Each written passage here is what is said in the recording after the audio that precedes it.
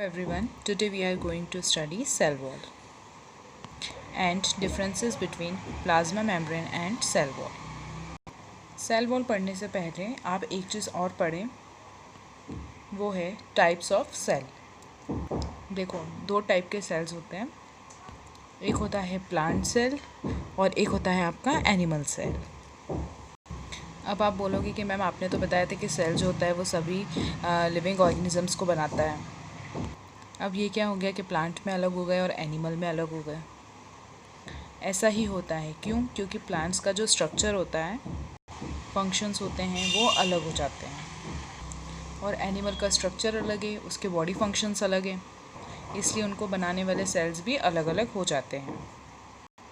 Plants में जो cell मिलेंगे उन्हें हम कहेंगे प्लांट सेल्स और एनिमल के अंदर जो सेल प्रेजेंट रहेंगे उन्हें हम कहेंगे एनिमल सेल। अब यहाँ पर मैंने आपको ये डिफ्रेंसिएशन क्यों बताया? क्योंकि हम पढ़ने जा रहे हैं सेल वॉल और सिर्फ प्लांट सेल में ही प्रेजेंट होती है, एनिमल सेल के अंदर नहीं होती है। ये एक की पॉइंट है, इसको आप स्टार मार्क कर लो।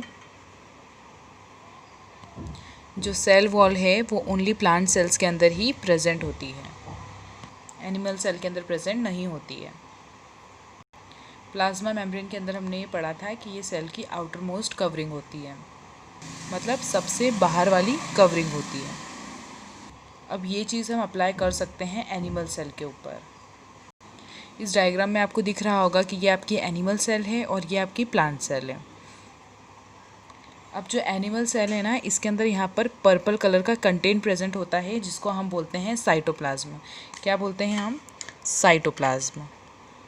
अब मान लो कि ये जो पर्पल कलर का जो साइटोप्लाज्म है, मैंने इसके अंदर कलर फिल नहीं करा है, तो इस साइटोप्लाज्म के बाहर आपको क्या शो हो रहा है? अब आपको यहाँ पर एक ही बाउंड्री नज़र आ रही है। अब ये बाउंड्री क्या है? ये है आपकी सेल मेम्ब्रेन है। क्या है ये? Cell membrane.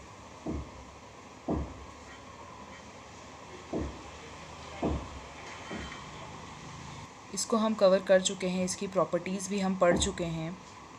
लेकिन जब बात आती है प्लांट सेल की, तो आप प्लांट सेल्स के अंदर देख रहे हो, तो यहाँ पे आपको ये फर्स्ट बाउंड्री दिख रही है, ये हो गई उसके अंदर वाली बाउंड्री।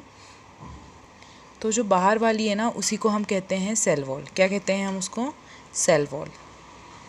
अब ऐसा नहीं है कि जो प्लाज्मा मेम्ब्रेन है वो प्लाज्मा मेम्ब्रेन के अंदर प्रेजेंट नहीं होगी, ऐसा नहीं है, क्योंकि उसमें हमारी सेल वॉल है। ऐसा नहीं है, दोनों ही प्रेजेंट होती है।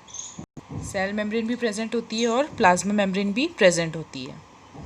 जो सेल वॉल होती है वो बाहर होती है और उसके अंदर होती है प्लाज्मा मेम्ब्रेन। और एनिमल सेल के अंदर क्या होता है कि यहाँ पर एक ही कवरिंग होती है, जिसको हम सेल मेम्ब्रेन या प्लाज्मा मेम्ब्रेन बोलते हैं। तो ये मैंने अभी आपको उसकी प्रेजेंस बता दी है। अब हम देखते हैं इसके कुछ कैरेक्टरिस्टिक्स। हमने प्लाज्मा मेम्ब्रेन में देखा था कि वो लिविंग होती है, लेकिन जो सेल वॉल होती है ना, वो डेड होती है, मरी हुई होती है। फिर हमने देखा था कि ये फ्रीली परमिएबल होती है, मतलब कि ये सेल के अंदर और बाहर किसी भी चीज़ का ट्रांसपोर्ट अलाउ कर देती है। तो ये क्या हुई? आपकी फ्रीली परमिएबल हो गई, क्योंकि किसी भी चीज़ को रोकती नहीं है, अंदर बाहर ट्रांसपोर्ट करने देती है। कोई भी चीज़ सेल के अंदर जा सकती है और कोई भी चीज़ सेल के बाहर आ सकती है। अब आपका नेक्स्ट पॉइंट है डिटरमाइन शेप ऑफ सेल। ये एक प्लांट सेल को शेप प्रोवाइड करती है। ये काफ़ी हार्ड होती है, टफ होती है, और इसी कारण ये एक प्लांट सेल को डेफिनेट शेप प्रोवाइड करती है।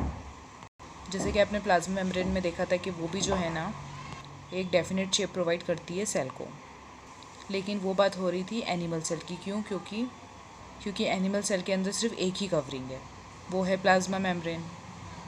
लेकिन हम जब बात करते हैं प्लांट सेल की, तो यहाँ पर शेप देने वाला होता है आपका सेल वॉल। देखो क्या है कि ये किसी भी चीज़ को अंदर भी भेज देता है और बाहर भी भेज देता है। तो एटलीस्ट कोई तो काम करे। तो ये काम क्या करता है? सबसे पहले डेफिनेट शेप देगा, उसके बाद में ये प्रोटेक्शन भी प्रोवाइड करता है सेल को। किससे? डैमेज होने से प्रोवाइड करता है। तो हमने अभी तक इसके दो फंक्शंस देख लिए। अब नेक्स्ट है, एक तो इसने क्या करा? शेप दे दिया। दूसरा क्या है? इसने सेल के अंदर के जो कंटेंट्स है उनको प्रोटेक्ट कर लिया या करके रखा। फिर नेक्स्ट है कि ये किससे मिलकर बना होता है? तो ये सेल्यूलोज से मिलकर बना होता है। ये सेल को स्ट्रेंथ भी प्रोवाइड करता है, राइट। अब हम देखते हैं इसका last point, which is it provides turgidity. हमने प्रीवियस वीडियोस के अंदर देखा था एक्सोस्मोसिस, एंडोस्मोसिस, ये टाइप्स थे ऑस्मोसिस के। सेल के अंदर पानी चला जाता है, सेल के बाहर पानी चला जाता है। तो जब सेल के अंदर पानी आता है, जिसको हम कहते हैं एंडोस्मोसिस, उसमें सेल जो होता है ना वो फूल जाता है, तो उसके फटने के चांसेस जो हैं वो बहुत बढ़ जाते हैं। वो फटे ना, और जो बाहर से पानी जो अंदर आ रहा है उसके प्रेशर को वो रोक सके, इसीलिए हम उसे कहते हैं कि ये सेल को एक टर्जिडिटी प्रोवाइड कर सके। हमने प्लाज्मा मेम्ब्रेन के लिए बोला था कि वो बनी होती है लिपिड्स की एंड प्रोटीन्स की। यहाँ हम बात कर रहे हैं सेल्यूलोज की। ये सेल्यूलोज की बनी होती है। सेल्यूलोज हम बोलते हैं कि वो कार्बोहाइड्रेट से बनते हैं, राइट। हमने पढ़ा होगा कि फूड के 3-4 बेसिक कंपोनेंट्स होते हैं, कार्बोहाइड्रेट्स, प्रोटीन्स, लिपिड्स, फैट्स। तो जो सेल्यूलोज है ना वो किससे मिलकर बनता है? कार्बोहाइड्रेट से ही मिलकर बनता है। तो ये मैंने अभी आपको सेल वॉल पढ़ा दिया है। सबसे पहले तो मैंने आपको इसकी प्रेजेंस बताई है, इसका नेचर बताया है, और इसके कुछ मैंने आपको यहाँ पर फंक्शंस बता दिए हैं।